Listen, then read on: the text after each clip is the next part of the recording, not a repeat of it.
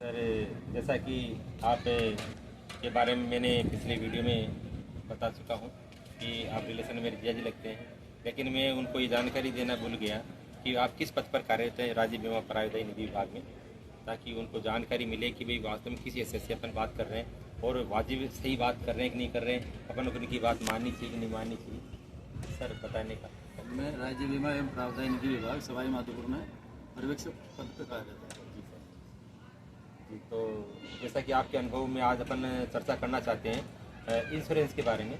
बीमा जो धन है तो उसके इंश्योरेंस जो एसआई स्टेट इंश्योरेंस होता है, तो जी सर, तो उसमें कई बार ऐसे सुनने में आता है कि स्टेट इंश्योरेंस के बाद में कई बार ऐसी घटना हो जाती है कि किसी की मृत्यु हो गई, तो उसमें बाद में एक संकट सा आ जाता है कि यार कि किसको यानी उसका क्लेम मिले, कि पत्नी को मिलना चाहिए या उसने अपने पिताजी को करवा रखा है नॉमिनी, तो पिताजी को मिलेगा या माता जी को मिलेगा या सबको बराबर मिलेगा। तो ऐसा कोई रूल है वो तो जिसमें कि कुछ जानकारी देंगे? राज्य बीमा नियम 1998 के नियम में बिल्कुल स्पष्ट प्रावधान है जी कि जब भी कर्मचारी का मार्च के वेतन से प्रथम डिडक्शन होता है, कटौती होती है। हाँ, जो नई भर्ती होती है उसमें भी मार्च से होता है, शायद प्रोबेशन पूरा होने के बाद। प्रोबेशन पूरा होने के बाद में जब भी मार्च आता है उसके वेतन से प्रीमियम की कटौती होती है, और उसमें भी वो अपने निर्धारित जो स्लैब है उस तक तो कटौती करानी है। इससे आगे वो एक स्टेज 2 स्टेज आगे तक की कटौती करवा सकते हैं। हाँ सर, मैंने आपसे भी सलाह ली है कई बार, और मैंने शुरू से ही जब से मैंने आपसे सलाह ली तब भी मेरे पिताजी ने तो मना किया था कि ज़्यादा कटौती क्यों करवा रहे हो, लेकिन मैंने आपको फॉलो किया और आपने कहा कि शायद 2 स्टेप आगे तक के अपन कटौती करा सकते हैं।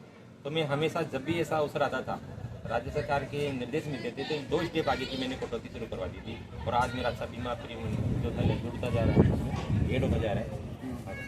राज्य बीमा नियमों में स्पष्ट प्रावधान है कि जब भी कर्मचारी अपना प्रथम घोषणा पूर्ति करता है तो उसमें अपना पूरी डिटेल लिखता है। उसमें विशेषकर ये भी लिखा जाता है कि कर्मचारी जब बीमा किया जा रहा है उस टाइम वो विवाहित है अविवाहित है। यदि वो अविवाहित है और अपने माता पिता या भाई बहन किसी को नॉमिनी करता है। हाँ, ये बहुत इंपॉर्टेंट बात है सर। सभी साथी लोग इस बात को ध्यान रखें कि यदि अविवाहित है उस समय जब जॉब लगता है तो वो जो घोषणा पत्र देता है तो उसमें अविवाहित लिखता है। जी हाँ। अविवाहित की स्थिति में यदि उसकी मृत्यु हो जाती है तो जिसको भी उसने नॉमिनी किया है उन्हीं को वो बीमा धन का भुगतान। हाँ, घर के पारिवारिक के जो सदस्य हैं, पत्नी तो होंगी नहीं, यानी उस समय अविवाहित है तो मम्मी पापा जो भी कोई भी परिवार, जिसको भी नॉमिनी किया, भाई बहन कोई भी हो सकता है। हाँ। और नॉमिनी करने के बाद में यदि उसकी मृत्यु हो जाती है, नॉमिनी नियुक्त करने के बाद में यदि वो शादीशुदा हो जाता है, और शादी के बाद जब भी कर्मचारी अपना प्रथम बीमा कराता है, यदि वो अविवाहित है और उसके बाद में वो विवाहित हो जाता है, तो अविवाहित की स्थिति में उसने जिसको भी नॉमिनी किया है वो स्वतः ही रद्द माना जाएगा और पत्नी के पक्ष में उसको स्वीकृत माना जाएगा, यदि वो किसी प्रकार का चेंजेस नहीं कराता है।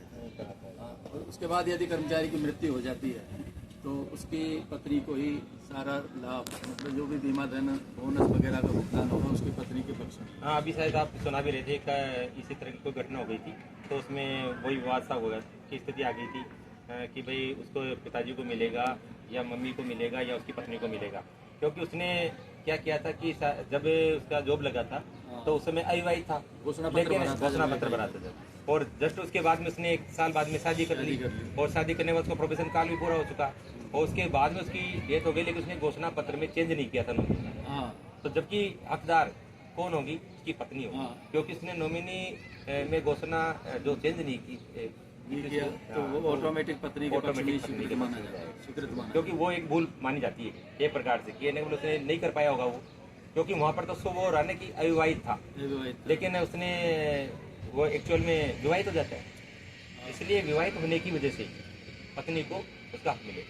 ये बहुत ही अच्छी एक इम्पोर्टेंट जानकारी है, क्योंकि साथी लोगों को कई लोग इस चीज़ में उलझे रहते हैं कि कौन इसका हकदार होगा। तो ये इम्पोर्टेंट जानकारी आप अपने साथियों को भी शेयर करें, और वीडियो अच्छा लगे तो लाइक करें, सब्सक्राइब करें। और भी अगले जो दूसरे नियम हैं जो कि जिसके बारे में अपन चर्चा करेंगे, इसी से और भी क्लेम के पहले दूसरे नियम हैं उनके बारे में हम अगले वीडियो में आपको बताएंगे।